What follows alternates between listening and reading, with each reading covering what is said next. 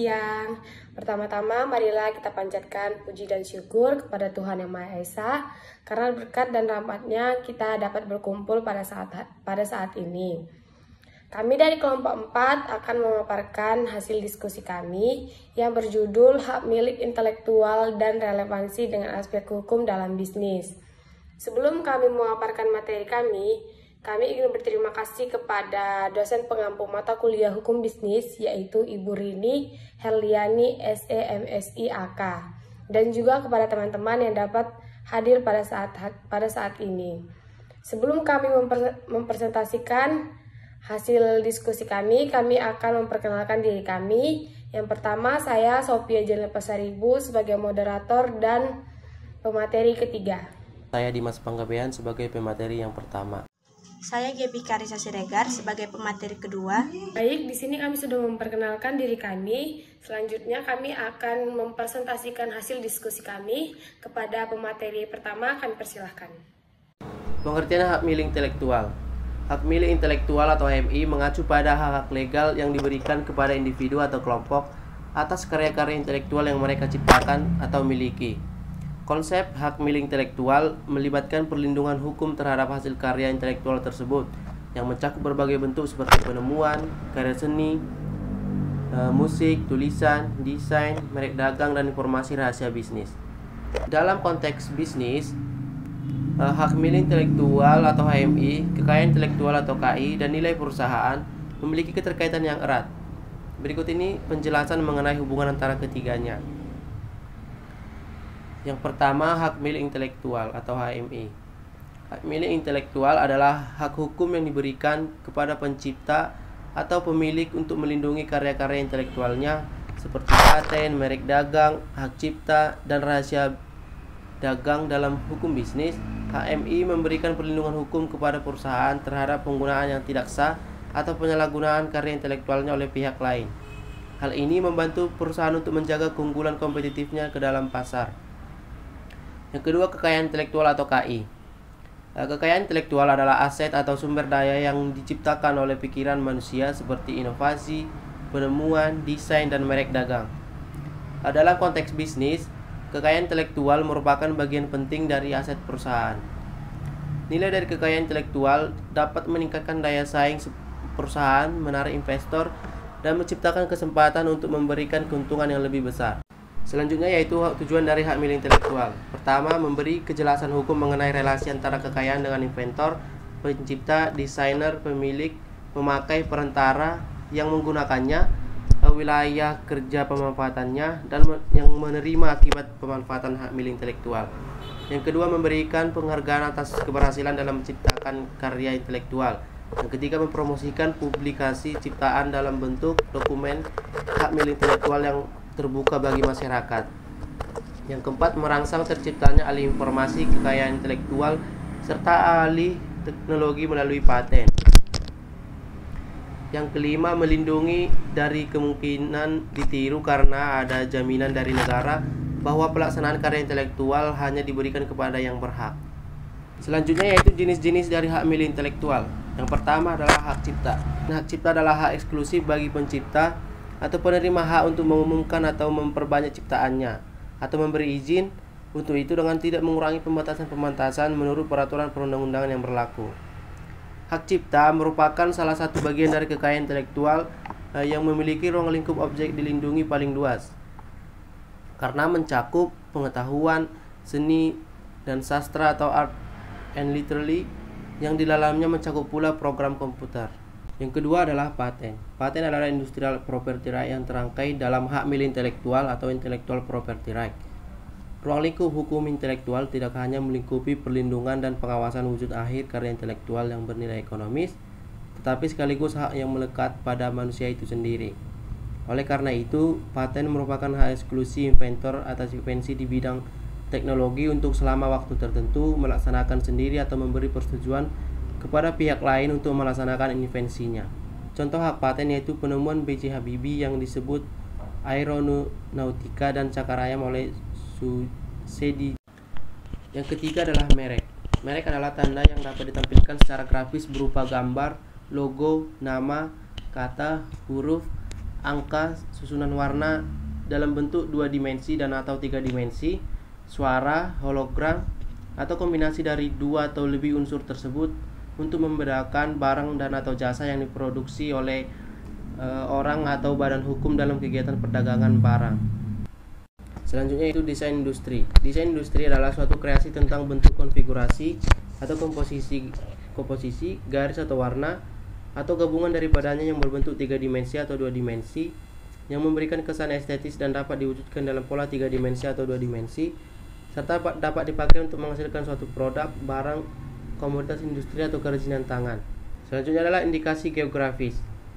Indikasi geografis adalah suatu tanda yang menunjukkan daerah asal suatu barang atau produk yang karena faktor lingkungan geografis, termasuk faktor alam, faktor manusia, atau kombinasi dari kedua faktor tersebut memberikan reputasi, kualitas, dan karakteristik tertentu pada barang atau produk yang dihasilkan. Tanda tersebut dapat berupa nama, tempat, daerah, atau wilayah, kata, gambar, atau huruf yang diletakkan pada produk yang berasal dari suatu wilayah geografis tertentu untuk membedakan produk sejenis dalam perdagangan. Selanjutnya yaitu rahasia dagang. Definisi rahasia dagang berdasarkan Undang-Undang Republik Indonesia Nomor 30 Tahun 2000 adalah informasi yang tidak diketahui oleh umum di bidang teknologi dan atau bisnis yang mempunyai nilai ekonomis karena berguna dalam kegiatan usaha dan dijaga kerahasiaannya oleh pemilik rahasia dagang. Nah, selanjutnya yaitu desain tata letak sirkuit terpadu. Sirkuit terpadu adalah produk jadi atau setengah jadi yang di dalamnya terdapat berbagai elemen dan sekurang-kurangnya satu dari elemen tersebut adalah elemen aktif yang sebagian atau seluruhnya saling berkaitan serta dibentuk secara terpadu di dalam sebuah bahan semikonduktor untuk menghasilkan fungsi elektronik. Sekian dari materi dari saya ucapkan terima kasih. Saya Gaby Karnia Siregar sebagai pemateri kedua akan menjelaskan relevansi hak milik intelektual dalam aspek hukum bisnis. Relevansi hak milik intelektual dalam aspek hukum bisnis sangat penting karena perlindungan hak milik intelektual dapat memengaruhi strategi pemasaran, inovasi, dan aspek legal dalam suatu perusahaan. Perlindungan hak milik intelektual memungkinkan perusahaan untuk melindungi inovasi, menciptakan keunggulan bersaing, dan meningkatkan nilai aset intelektual mereka dalam konteks hukum bisnis. Ada beberapa contoh relevansi hak milik intelektual dalam aspek hukum bisnis. Yang pertama, perlindungan karya dan inovasi bisnis.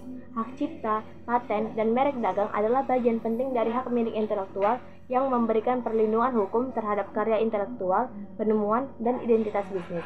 Perlindungan ini mendorong perusahaan untuk berinovasi dan menciptakan produk atau layanan baru tanpa takut akan peniruan atau pelanggaran hak. Yang kedua, manajemen properti intelektual. Perusahaan yang melakukan manajemen yang efektif terhadap properti intelektualnya seperti paten, hak cipta, dan merek dagang. Hal ini termasuk dalam perencanaan, pendaftaran, pemantauan, dan penegakan hak-hak tersebut. Manajemen yang baik akan membantu melindungi aset intelektual perusahaan dan mengoptimalkan nilai properti intelektual tersebut. Yang ketiga, perjanjian lisensi dan transfer teknologi. Bisnis seringkali menggunakan perjanjian lisensi untuk memberikan atau memperoleh hak penggunaan karya intelektual dari pihak lain.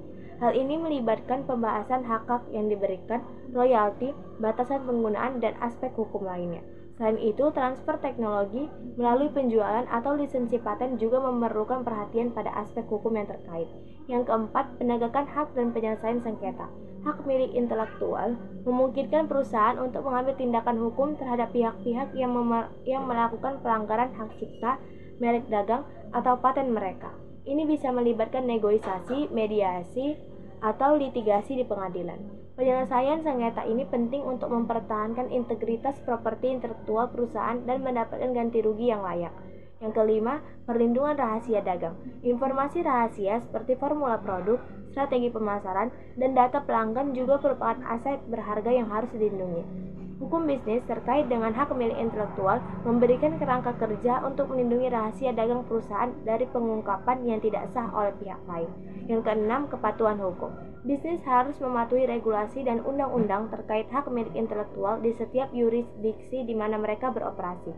Pelanggaran hak intelektual dapat mengakibatkan sanksi hukum, denda, atau tuntutan ganti rugi yang dapat merugikan bisnis secara finansial dan reputasional. Selanjutnya, ada dampak perlindungan hak milik intelektual dalam kegiatan bisnis. Perlindungan hak milik intelektual dalam kegiatan bisnis memiliki dampak positif yang berpengaruh pada aktivitas bisnis. Ada beberapa dampak positif dari perlindungan hak milik intelektual terhadap kegiatan bisnis. Yang pertama, menjadikan suatu karya. Perlindungan hak milik intelektual memiliki dampak positif dalam membuat suatu karya menjadi milik pemiliknya, sehingga ia tidak dapat disalahgunakan oleh pihak lain.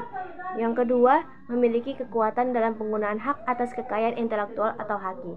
Perlindungan hak milik intelektual memberikan kekuatan kepada pemilik karya untuk menggunakan hak atas kekayaan intelektual terhadap karyanya.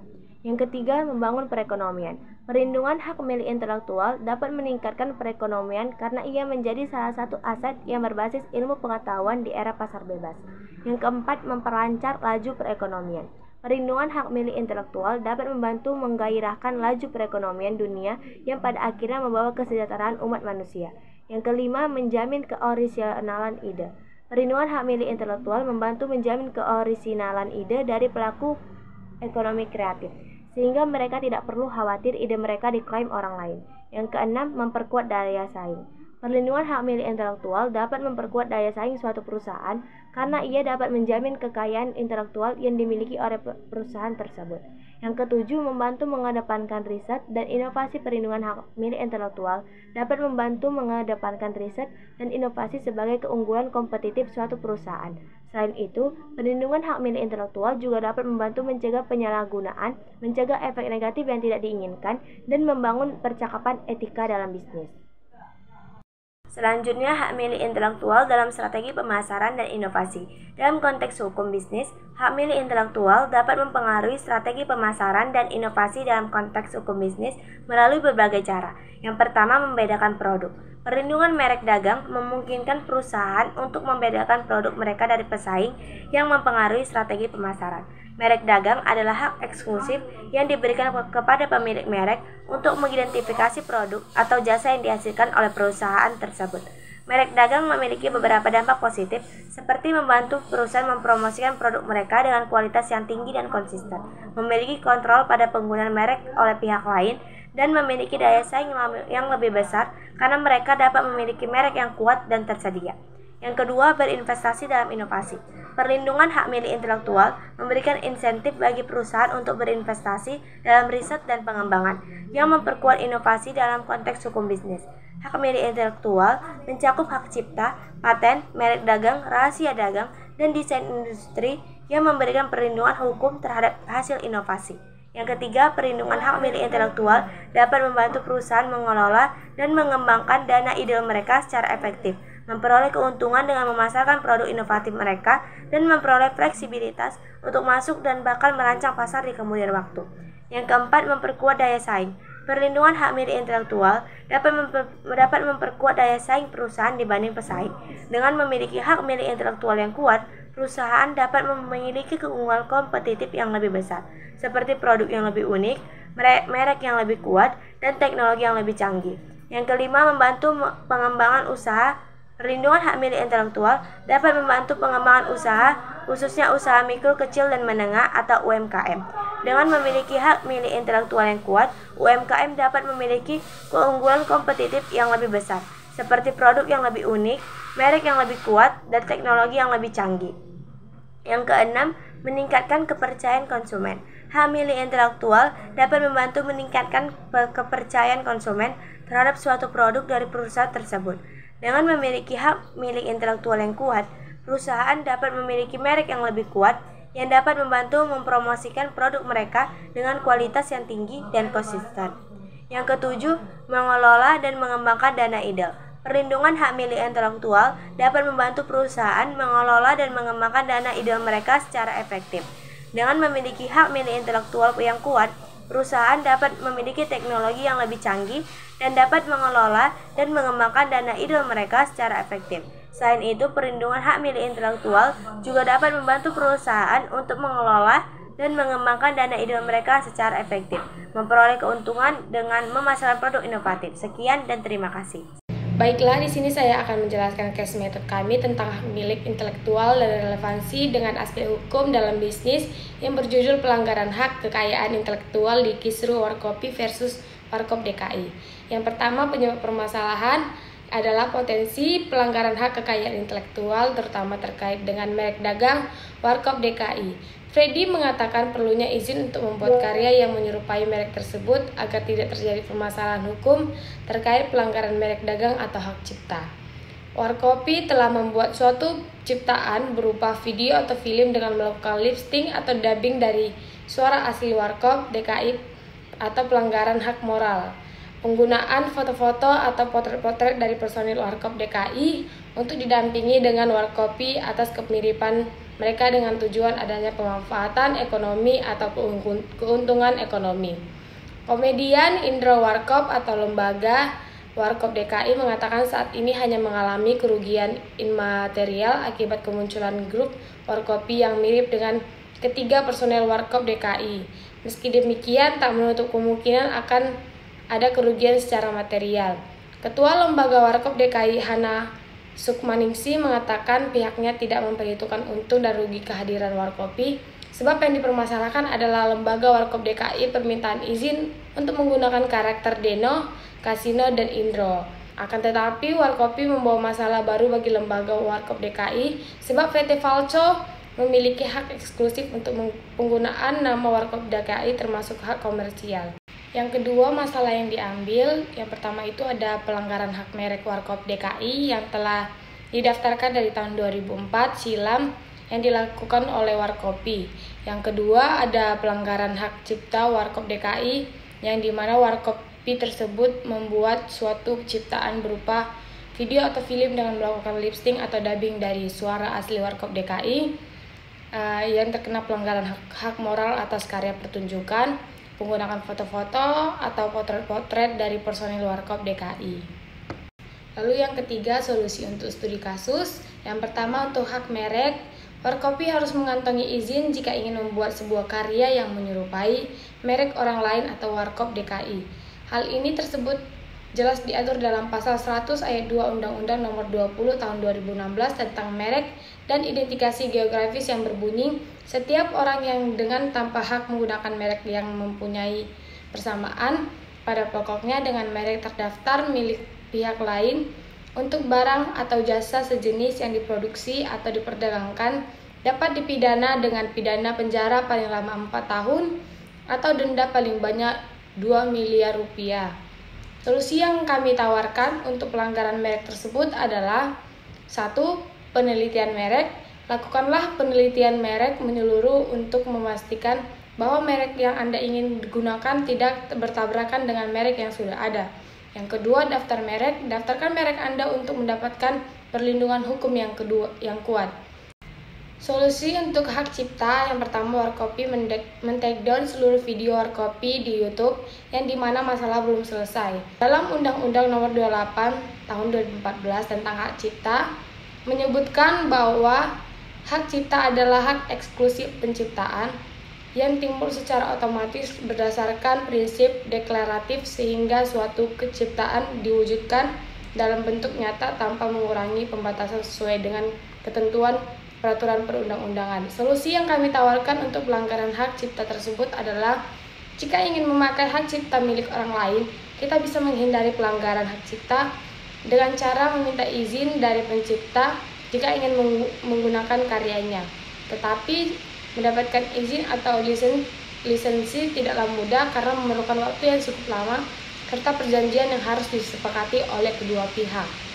Kesimpulan dari materi kami adalah hak milik intelektual atau HMI adalah sekumpulan hak hukum yang melindungi karya intelektual seperti hak cipta, paten, dan merek dagang. Penting dalam hukum bisnis karena memengaruhi keunggulan kompetitif, inovasi, dan nilai ekonomi perusahaan. Perlindungan HMI memungkinkan perusahaan membedakan produknya, memengaruhi strategi pemasaran, dan mendorong investasi dalam riset. Dalam bisnis, perlindungan HMI meningkatkan daya saing, memperkuat inovatif, membangun nilai perusahaan, dan mendorong pertumbuhan ekonomi.